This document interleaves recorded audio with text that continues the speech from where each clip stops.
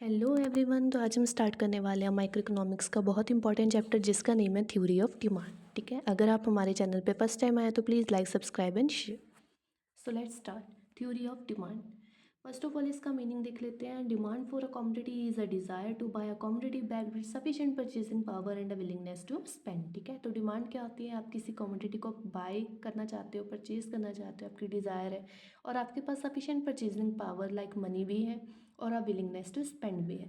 ठीक है, तो आप मतलब कि आपको फॉर एग्जांपल आपको कोई कार परचेज़ करनी है। ठीक है, आपकी ड्रीम कार है। ठीक है, और आप उसके लिए डिज़ायर हो। ठीक है, तो आपके पास सफिशेंट मनी भी है और आप उसको बाय करने के लिए उस पर स्पेंड भी कर रहे हो, तो इट्स कॉल्ड डिमांड। क्लियर? ये था इसका मीनिंग, इजी सा मीनिंग है। ठीक है, नेक्स्ट है demand and quantity demanded. What is the difference between demand and quantity demanded? तो डिमांड क्या होती है? Demand refer to different possible quantity of a commodity that a consumer is ready to buy different possible price of that commodity. तो मैंने पहले भी आपको बताया कि डिमांड क्या होती है। डिमांड जैसे आपको कोई कमोडिटी परचेज़ करनी है, आपके पास सफिशेंट मनी भी है और आप विलिंगनेस टू चाहते हो, आप उस पर स्पेंड भी करना चाहते हो। ठीक है, तो वो क्या होगी? आपकी डिमांड। तो डिमांड में ओनली ये नहीं होता कि आप एक चीज़ के लिए डिज़ायर कर रहे हो, बाय कर रहे हो। इसमें आता है कि different different possible of quantity होती है उसमें। ठीक है, और डिफरेंट डिफरेंट प्राइस होते हैं जिसमें एक कंज्यूमर एक कमोडिटी को परचेज़ करता है। ठीक है, नाउ नेक्स्ट है हमारे पास quantity demanded. Quantity demanded refer to a specific quantity to be purchase against a specific price of that commodity. तो जो क्वांटिटी डिमांडेड होती है ये रिलेट होती है स्पेसिफिक क्वांटिटी से। ठीक है, कितना उसको स्पेसिफिक क्वांटिटी परचेज करना है और स्पेसिफिक प्राइस पे ही एक कमोडिटी परचेज की जाती है कंज्यूमर के द्वारा। ठीक है, तो quantity demanded refer to a specific quantity to be purchase against a specific price of that commodity. Clear? तो आप आई होप सो आपको ये दोनों मीनिंग आपको अच्छी तरह समझ आ गए होंगे। नेक्स्ट हमारे पास टॉपिक है demand schedule. It's very very important. ठीक है, तो demand schedule is the table showing different quantity of commodity to be purchase at different prices of that commodity. ठीक है, यहाँ पे एकोमोडेटेड की जगह कमोडिटी आएगा। तो डिमांड शेड्यूल क्या है? एक टेबल शोइंग फॉर्मेट है। ठीक है, जो कि डिफरेंट डिफरेंट क्वांटिटीज़ और डिफरेंट डिफरेंट प्राइसेस आपको शो करता है। ठीक है, इसमें दो पार्ट्स आते हैं हमारे, एक इंडिविजुअल डिमांड और एक मार्केट डिमांड। एक एक करके हम इसको डिस्कस करते हैं। फर्स्ट है हमारे पास इंडिविजुअल डिमांड। तो इंडिविजुअल डिमांड क्या होती है? जो एक इंडिविजुअल या एक बायर कंज्यूमर के द्वारा की जाती है मार्केट में। ठीक है, तो individual demand schedule refer to demand development individual buyer consumer of a commodity in the market. तो यहाँ पे करेक्शन कर लेना, यहाँ पे है कि individual demand schedule refer to demand schedule of an individual buyer consumer of a commodity in the market. ठीक है, तो इंडिविजुअल डिमांड ओनली एक ही इंडिविजुअल, ठीक है, एक ही बायर या कंज्यूमर से रिलेट करती है कि कैसे एक इंडिविजुअल बाय कर रहा है कोई कमोडिटी। ठीक है, मार्केट में जैसे कि हमें नीचे दिखाया गया है टेबल में। तो इंडिविजुअल डिमांड जनरली क्या होता है? टेबल शोइंग फॉर्मेट होता है। ठीक है, तो यहाँ पे हमें जैसे प्राइस दिया हुआ है 1 2 3 4 और क्वांटिटी डिमांड दी हुई है 4 3 2 1। तो ये क्या हो रहा है? जैसे जैसे प्राइस बढ़ रहा है वैसे वैसे क्या हो रहा है? डिमांड कम होती जा रही है। ठीक है, अगर एक था तो चार था डिमांड हो रही थी, दो है तो तीन हो रही है, तीन है तो दो हो रही है। अगर प्राइस कंटिन्यूसली इंक्रीज हो रहा है तो क्वांटिटी डिमांड कंटिन्यूसली क्या हो रही है? डिक्रीज हो रही है। ठीक है, तो यहाँ पे ये इनवर्स रिलेशनशिप शो कर रहा है। ठीक है, तो ये था हमारा इंडिविजुअल डिमांड जो कि ओनली एक ही इंडिविजुअल से रिलेट करता है। नेक्स्ट है हमारे पास market demand schedule. Market demand schedule represent demand for a commodity by all the consumer in the market. ठीक है, तो जो मार्केट डिमांड शेड्यूल है ये रिलेट करती है जितने भी कंज्यूमर है मार्केट में उनसे। ठीक है, कि कैसे वो कमोडिटी परचेज करें। तो आपको यहाँ पे प्राइस दिया हुआ है। ठीक है, और कंज्यूमर ए बी दिया हुआ है। तो यहाँ पे प्राइस लाइक हमारे पास 1 2 3 4 है। ठीक है, कंज्यूमर ए है वो 4 बाय कर रहा है, डिमांड कर रहा है। ठीक है, बी है जो 5 कर रहा है। तो इन दोनों को प्लस करके हमने यहाँ पे क्या लिख देना है? ए प्लस बी। ये पूरी की पूरी क्या आ जाएगी? Market demand. तो इसमें क्या हो रहा है कि पूरे के पूरे कंज्यूमर आ रहे हैं। ठीक है, all the consumer in the market वो कैसे अपनी डिमांड रिप्रेजेंट कर रहे हैं और कैसे बाय कर रहे हैं एक कमोडिटी को। ठीक है, तो ये थे हमारे इन डिमांड शेड्यूल के दो parts, individual demand schedule and market demand schedule. Next है हमारे पास डिमांड कर्व। अब डिमांड कर्व क्या होती है? डिमांड कब होती है? सिंपली एक ग्राफिक प्रेजेंटेशन होती है डिमांड शेड्यूल की। ठीक है, जो हमने पीछे शेड्यूल पढ़ा है उसकी ग्राफिक प्रेजेंटेशन को हम क्या बोलते हैं? डिमांड कब बोलते हैं। Expressing the relationship between different quantity of a quantity quantitative different possible prices, ठीक है, ये भी डिफरेंट डिफरेंट क्वांटिटीज़ को डिफरेंट डिफरेंट प्राइसेस में शो करता है। इसमें भी दो पार्ट्स होते हैं, individual demand curve and market demand curve होते हैं। तो पहले हम इंडिविजुअल डिमांड करेंगे, फिर कर्व करेंगे एंड बाद में मार्केट डिमांड कर्व करेंगे, ठीक है। तो individual demand curve is a curve showing different quantity of a commodity that one particular buyer is ready to buy different possible price of that quantity at a point of time। तो individual demand curve again वही चीज़ है कि different different quantities को show करता है, जिसमें एक particular buyer ready होता है बाय करने के लिए डिफरेंट डिफरेंट पॉसिबल प्राइसेस पे किसी क्वांटिटी को या किसी कमोडिटी को, ठीक है, समझ आ गया। तो ये देखिए, ये हमारी कर्व इन्होंने शो की गई है। एक्स एक्सिस पे हमारी क्वांटिटी डिमांडेड है और वाई एक्सिस पे हमारा प्राइस है, ठीक है। तो आप देख सकते हो ये वाला डायग्राम, आप अच्छी तरह इसको देख सकते हो और समझ सकते हो, ठीक है। सेम जो हमने शेड्यूल में किया था, ठीक है, शेड्यूल में हमने टेबल किया था, वही इन्होंने यहाँ पे ग्राफ बनाया हुआ है, क्लियर। तो नेक्स्ट है हमारे पास मार्केट डिमांड कर्व। तो show different quantity of a quantity all the buyers in the market are ready to buy different possible prices of the commodity at a point of time. तो यहाँ पे जो हमने last पढ़े थे consumer A B, तो यही इन्होंने यहाँ पे रिप्रेजेंट किए गए इन अ कर्व, ठीक है, इन अ डायग्राम फॉर्मेट में इन्होंने शो किया है, ठीक है। तो हमारे दो इंपॉर्टेंट टॉपिक हो चुके हैं, demand schedule and demand curve, ठीक है। तो होप सो आपको ये अच्छी तरह समझ आ गए होंगे। नेक्स्ट है हमारे पास डिटर्मिनेंट्स ऑफ डिमांड, ठीक है, कौन कौन से डिटर्मिनेंट्स हैं। तो डिटर्मिनेंट्स ऑफ डिमांड क्या है, एक एक करके हम इसको स्टडी करेंगे, ये भी इंपॉर्टेंट है एग्जाम पॉइंट ऑफ व्यू से। तो पहले on price of commodity. On price of commodity में क्या होता है कि बाकी सारी थिंग्स जो होती है वो इक्वल रहती हैं, बट अगर प्राइस बढ़ेगा तो डिमांड कम हो जाएगी, और अगर डिमांड अगर प्राइस ज़्यादा तो जनरली ये क्या शो करेगा, इन्वर्स रिलेशनशिप शो करेगा। अगर प्राइस अप जा रहा है तो डिमांड फॉल हो जाएगी, अगर प्राइस कम हो रहा है तो डिमांड क्या करेगी, राइस हो जाएगी, ठीक है। तो ये इन्वर्स रिलेशनशिप शो करता है, बाकी जो चीज़ें होती हैं वो सारी क्या रहती हैं, कांस्टेंट रहती है, इक्वल रहती है, ठीक है। तो ये था हमारा on price of commodity, inverse relationship show करता है डिमांड और प्राइस में, ठीक है। नेक्स्ट है हमारे पास प्राइस ऑफ रिलेटेड गुड, ठीक है। प्राइस ऑफ रिलेटेड गुड में एक तो आते हैं सब्स्टिट्यूट गुड, ठीक है, जो एक दूसरे को सब्स्टिट्यूट करते हैं, दूसरे आते हैं कॉम्प्लीमेंट्री गुड। तो हम इसको भी डीप एक बार स्टडी कर लेते हैं। तो पहले हमारे पास सब्स्टिट्यूट गुड क्या होते हैं, जैसे कि टी और कॉफ़ी है, अगर टी के प्राइस राइज होंगे तो ऑटोमेटिकली जो कॉफ़ी है उसके प्राइस फॉल हो जाएंगे, ठीक है, मतलब कि ज़्यादा जो डिमांड है वो कॉफ़ी की तरफ चल जाएगी, ठीक है। बट अगर बट अगर कॉफ़ी के बट अगर कॉफ़ी के प्राइस राइज होंगे तो डिमांड किस तरफ शिफ्ट हो जाएगी, टी की तरफ शिफ्ट हो जाएगी। तो ये क्या करते हैं, एक दूसरे को सब्स्टिट्यूट करते हैं, अगर एक का प्राइस राइज हो रहा है तो डिमांड दूसरी साइड चल जाएगी, ठीक है, ऐसे, ठीक है। Increase in the price of one cause increase in demand for the other and decrease in the price of one cause decrease in the demand of for the other, ठीक है। तो जैसे कि मैंने आपको समझाया, अगर एक चीज़ का प्राइस इंक्रीज हो रहा है तो दूसरे की डिमांड बढ़ जाएगी, ठीक है, क्योंकि उसका प्राइस तो कम होगा उससे, ठीक है। तो ऐसे ये सब्स्टिट्यूट करता है गुड एक दूसरे को। कॉम्प्लीमेंट गुड क्या होते हैं, fall in the price of one cause increase in the demand for the other and rise in the price of one cause decrease in the demand for other. For example, when the price of fountain pen rises, its demand will fall. As a result demand for ink will also fall. अब क्या होता है complementary good में, अगर एक का price fall होता है तो दूसरे का भी ऑटोमेटिकली क्या हो जाता है, फॉल हो जाता है, ठीक है। जैसे कि फाउंटेन पेन है, अगर वो राइज करेगा तो उसकी डिमांड क्या हो जाएगी, फॉल हो जाएगी, ठीक है। As a result demand for ink will also fall, जो इंक होगी उसके, ठीक है, उसमें तो उसका भी प्राइस क्या हो जाएगा, फॉल हो जाएगा, ठीक है।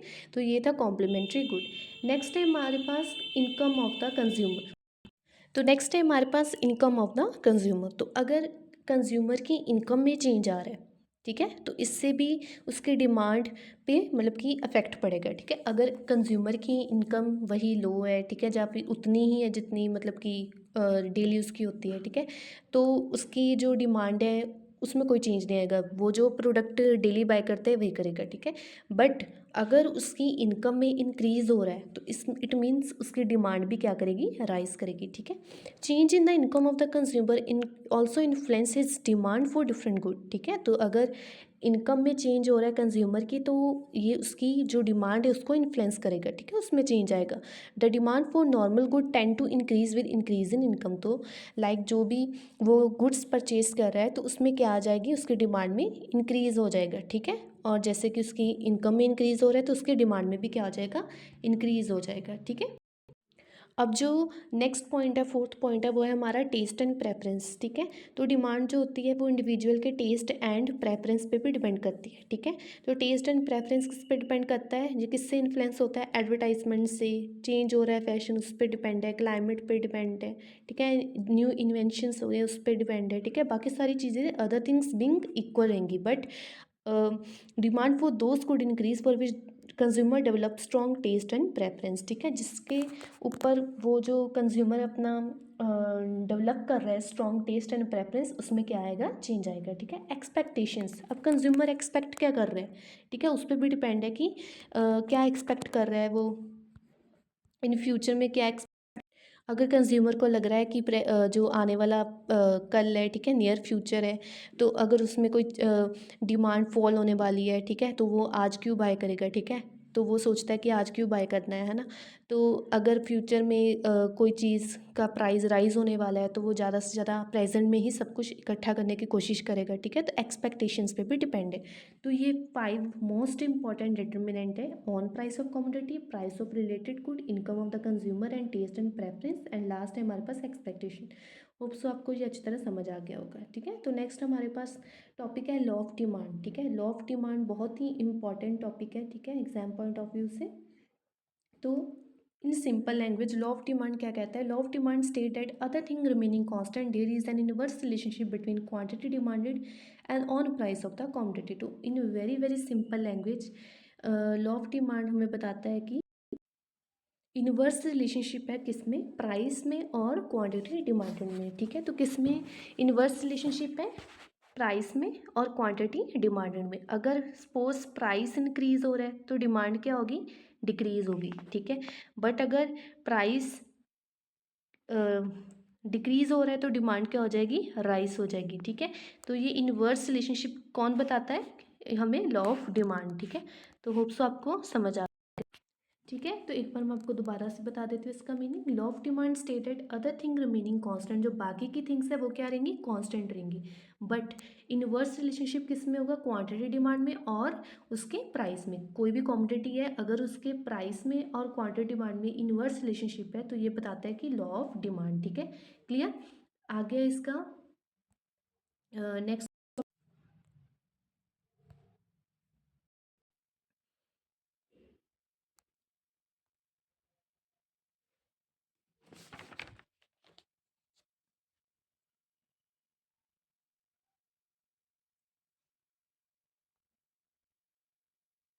अब देखो with the help of table demand schedule हम समझेंगे कि लॉ ऑफ डिमांड क्या होता है, ठीक है। तो जैसे कि यहाँ पे प्राइस 10 है तो क्वांटिटी डिमांडेड कितना होगा, 100 होगा, ठीक है। प्राइस 10 है तो 100 हो गया। जैसे ही प्राइस डिक्रीज हुआ, 10 से 9 हुआ तो डिमांड क्या होगी, 150 होगी। जैसे ही 9 से 8 हुआ तो क्या हो गया, 200 डिमांड होगी, ठीक है। तो जैसे जैसे प्राइस डिक्रीज होगा वैसे वैसे क्या होगी, डिमांड इंक्रीज होगी। अगर यहाँ पे प्राइस राइज होता तो क्या होता है, डिमांड क्या हो जाती है, फॉल हो जाती है, ठीक है। तो ये आपको आई थिंक से समझ आ गया होगा, ठीक है। तो ये हमारा सिंपल सा इन्होंने डिमांड कर्व शो की हुई है, ठीक है। आप देख सकते हो ये सीधी जो लाइन जा रही है डिमांड है, एक्स एक्सिस पे क्वांटिटी है और प्राइस कहाँ पे है, प्राइस है हमारे यहाँ पे, ठीक है। तो ये इनवर्स रिलेशनशिप शो कर रहा है, ठीक है। नाउ नेक्स्ट अजम्पशंस क्या है लॉ ऑफ डिमांड की, ठीक है। Taste and preference of the consumer remain constant, जैसे कि आपको पहले ही बताया था कि बाकी चीज़ें सारी कांस्टेंट रहेंगी, ठीक है।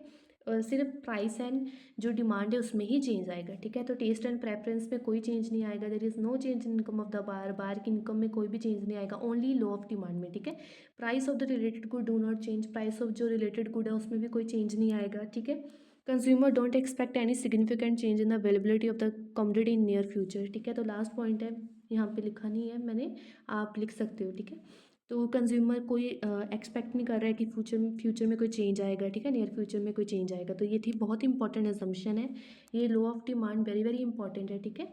तो लॉ ऑफ डिमांड क्या होता है कि बाकी सारी थिंग्स क्या रहेंगी, रिमेनिंग कांस्टेंट रहेंगी, but it show inverse relationship between quantity demanded and price, ठीक है। तो क्वांटिटी डिमांडेड एंड प्राइस में क्या शो करेगा, ये इनवर्स रिलेशनशिप शो करेगा, ठीक है। तो ये सिंपल सा इसका टेबल शेड्यूल और डायग्राम में अजम्पशंस हैं और इसकी एक्सेप्शंस हैं, ठीक है। तो एक्सेप्शंस क्या होती है, यहाँ लॉ ऑफ डिमांड है कहाँ पे नहीं लगेगा, ठीक है। तो exception to the law of demand, ठीक है। तो फर्स्ट ऑफ ऑल है कि आर्टिकल ऑफ डिस्ट्रिक्शन जैसे ज्वेलरी पे नहीं लगेगा, ठीक है, ज्वेलरी पे, जेम्स पे, तो इन मतलब जो बहुत मतलब कि वेबलेंस गुड हैं उन पे ये नहीं लगता है, ठीक है। तो certain good are article of social distinction, these good are demanded only because their price are very high. तो जैसे ज्वेलरी होती है हम उसका जो डिमांड करते हैं तभी करते हैं जब उसके प्राइसेस वेरी हाई हो जाते हैं, ठीक है। तो ये तो उल्टा हो गया है ना, ये तो लॉ की मतलब कि उल्टा हो गया। लॉ क्या कह रहा है कि लॉ कह रहा है कि इन्वर्स रिलेशनशिप होगा, अगर प्राइस राइज होगा तो डिमांड फॉल हो जाएगी, अगर प्राइस फॉल होगा तो डिमांड राइज हो जाएगी। बट ये तो कह रहा है कि जो वेबलेन गुड होते हैं हम तभी परचेज़ करते हैं जब इनका प्राइस बहुत ज़्यादा हाई हो जाता है, ठीक है।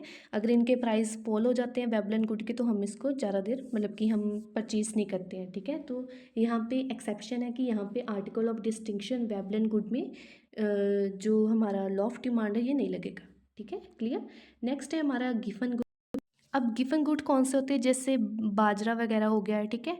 तो अगर इनके प्राइस फॉल होते हैं, ठीक है, तो हम ज़्यादा इनको बाय नहीं करते, तो इसके साथ ही इनकी क्या हो जाती है, डिमांड भी फॉल हो जाती है, ठीक है। अगर जो गिवन गुड होते हैं ये शो करते हैं नेगेटिव इनकम इफेक्ट, अगर अगर इनका जो प्राइस है वो फॉल होता है, ठीक है, तो इनकी डिमांड भी क्या हो जाती है, ऑटोमेटिकली फॉल हो जाती है, ठीक है। कई बार होता है कि चीप पर जो थिंग्स होती है हम बाय करना पसंद नहीं करते हैं, ठीक है। तो जो चीप थिंग्स होती हैं उनके अगर प्राइस भी कम हो तभी भी हम उनको बाय नहीं करते, ठीक है। तो it's called given good. Next है इरेशनल जजमेंट, ठीक है। तो इरेशनल जजमेंट क्या होती है, okay, it's it's based on judgement, ठीक है। जब जो कंज्यूमर होता है वो क्वालिटी को जज करता है, ठीक है, उसके प्राइस को जज नहीं करता है कॉमोडिटी के, उसकी क्वालिटी को जज करता है और क्वालिटी के अकॉर्डिंग ही जब वो बाय करता है गुड्स को तो इट्स कॉल्ड इरेशनल जजमेंट, ठीक है। तो अगर वो क्वालिटी देख रहा है सस्ता हो महंगा हो उसने तो परचेज ही करना है अकॉर्डिंग टू क्वालिटी, ठीक है। तो यहाँ पे फ़र्क नहीं पड़ रहा है कि प्राइस ज़्यादा है या प्राइस कम है, ठीक है। तो वहाँ पे भी ये लॉ ऑफ डिमांड नहीं लगेगा, ठीक है। तो ये होगी इरेशनल जजमेंट। तो 3 हमारे पास एक्सेप्शंस हैं, article of distinction, given good and irrational judgement. तो यहाँ पे जो हमारा लॉ ऑफ डिमांड है यहाँ पे वर्क नहीं करता है, ठीक है। तो last, thanks for watching, please like subscribe and share my video. अगर आपको वीडियो पसंद आए तो प्लीज़ लाइक एंड शेयर, ठीक है। एंड अगर आपको इसका एक टॉपिक रह गया है लास्ट, हमारा वो extension and contraction of demand, अगर आपको वीडियो पसंद आई हो तो आप मुझे कमेंट सेक्शन में बता सकते हो, तो वो भी मैं आपको ये पूरी डिटेल वीडियो में करवा दूँगी, ठीक है। Thank you for watching.